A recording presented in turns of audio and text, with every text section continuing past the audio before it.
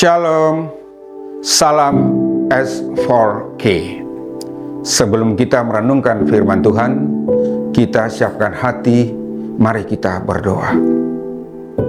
Allah Bapa yang kesembah di dalam Yesus Tuhan dan Juru kami hidup. Kami bersyukur dan berterima kasih ya Tuhan atas perlindungan Tuhan, penyertaan sepanjang hari-hari yang kami lalui. Sebentar kami Bapa akan membaca sebagian dari firman Tuhan. Tolong kami agar kami menjadi pelaku firman dalam hidup kami hari lepas hari.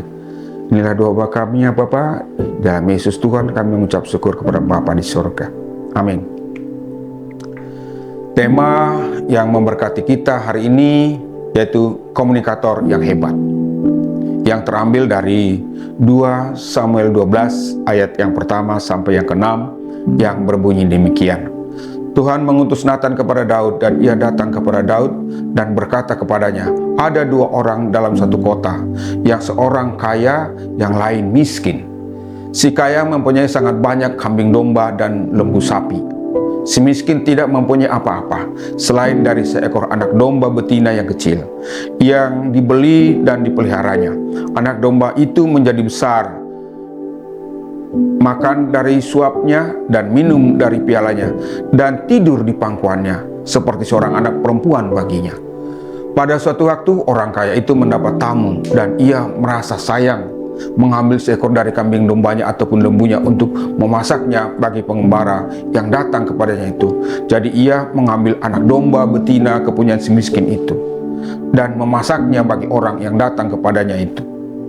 Lalu Daud menjadi sangat marah karena orang itu, dan ia berkata kepada Natan, demi Tuhan yang hidup, orang yang melakukan itu harus dihukum mati, dan anak domba betina itu harus dibayar gantinya 4 kali lipat, karena ia telah melakukan hal itu, dan oleh karena ia tidak kenal belas kasihan.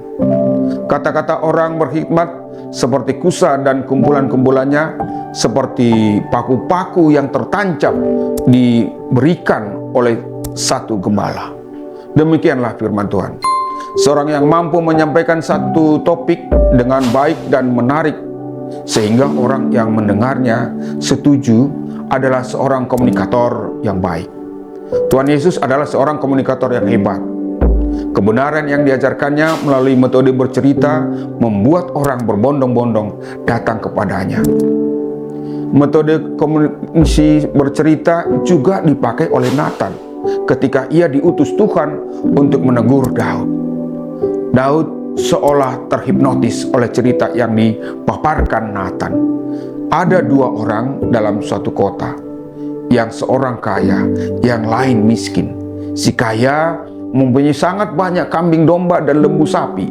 Si miskin tidak mempunyai apa-apa selain dari seekor anak domba betina yang kecil, yang dibelinya dan dipeliharanya. Anak domba itu menjadi besar padanya bersama-sama dengan anak-anaknya. Pada suatu waktu orang kaya itu mendapat tamu, dan ia merasa sayang mengambil seekor dari kambing dombanya atau lembunya untuk memasaknya bagi pengembara yang datang kepadanya itu. Jadi ia mengambil anak domba betina kepunyaan si miskin itu dan memasaknya bagi orang yang datang kepadanya itu. Cerita itu memancing emosi Daud sehingga ia berkata, orang yang melakukan itu harus dihukum mati, dan anak domba betina itu harus dibayar gantinya 4 kali lipat. Perkataan Natan selanjutnya membuat Daud tersentak dan menyadari bahwa orang kaya yang ada dalam cerita itu adalah dia, dan si miskin yang ditindas itu adalah Uria. Kreativitas Natan dalam berkomunikasi mampu membuat Daud berinteraksi dan mengakui kesalahannya secara terbuka. Wewenang untuk menegur tidak serta-merta membuat Natan mendatangi Daud dengan emosi yang membara. Natan yang bijak tahu bahwa Daud yang dikasihinya butuh sebuah pendekatan yang tepat, yaitu kelembutan yang tegas. Natan memilih menyampaikan tegurannya lewat sebuah cerita. Orang lain tidak tahu nasihat, pendapat, keluhan, motivasi atau ide-ide hebat kita jika kita tidak mengkomunikasikannya dengan baik dan benar. Karena itu, ada langkah-langkah yang harus kita tempuh jika ingin menjadi seorang komunikator yang baik. Yaitu pertama, sederhanakan berita yang akan kita sampaikan. Pikirkanlah kalimat awal yang kuat, menarik, dan sederhana, sehingga orang tertarik untuk mendengarnya. Kenali dan pelajari tipe-tipe kepribadian orang. Dengan mengenal kepribadian orang lain, kita bisa memilih metode apa yang harus kita pakai untuk berkomunikasi dengannya. Prinsipnya adalah beda orang, beda juga metode komunikasi yang kita gunakan. Nyatakan pada waktu yang tepat. Waktu yang tepat menjadi faktor penunjang kelancaran komunikasi yang kita bangun. Perhatikanlah selalu situasi dan kondisi.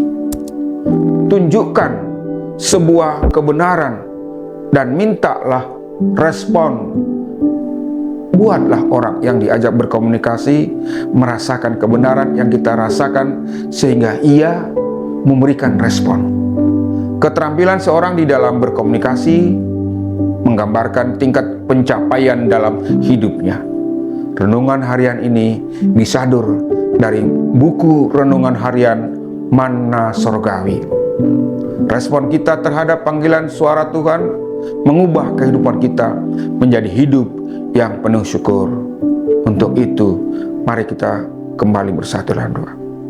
Terima kasih Bapa, lewat firman yang kami baca, yang kira menemukan, mengingatkan kami, menegur kami, agar kami dapat berkomunikasi dengan orang lain, agar dalam berkomunikasi dengan orang lain, benar-benar apa yang kami komunikasikan dapat dimengerti oleh orang-orang lain, saudara-saudara kami.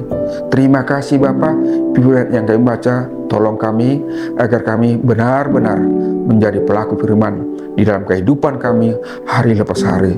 Inilah doa kami Bapa yang kami lakukan di dalam Yesus Tuhan dan Juru Selamat kami hidup. Amin. Tuhan Yesus memberkati kita semua. Eswarki, yes.